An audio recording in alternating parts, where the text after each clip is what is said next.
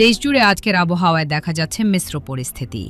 আবহাওয়া অধিদপ্তরের তথ্যমতে রাজধানী ঢাকাসহ দেশের বেশিরভাগ অঞ্চলে দিনভর আংশিক মেঘলা আকাশ থাকতে পারে।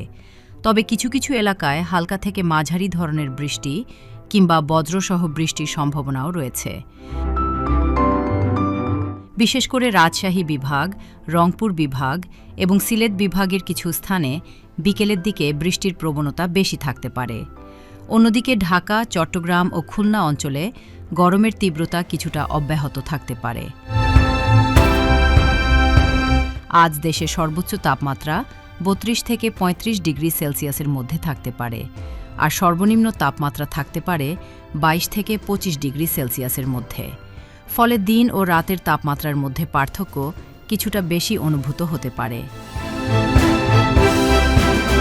এছাড়া দক্ষিণাঞ্চলের উপকূলীয় এলাকাগুলোতে মাঝারি ধরনের বাতাস বইতে পারে, তবে সমুদ্র বন্দরগুলোকে কোনো সতর্ক সংকেত দেখাতে বলা হয়নি।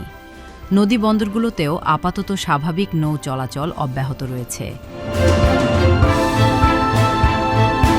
স্বাস্থ্য বিশেষজ্ঞরা এই পরিবর্তনশীল আবহাওয়ায় সবাইকে সতর্ক থাকার পরামর্শ দিয়েছেন।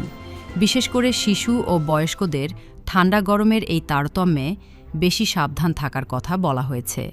সব মিলিয়ে দেশের আবহাওয়া আজ কিছুটা অস্থির থাকলেও বড় ধরনের কোনো প্রাকৃতিক দুর্যোগের আশঙ্কা নেই।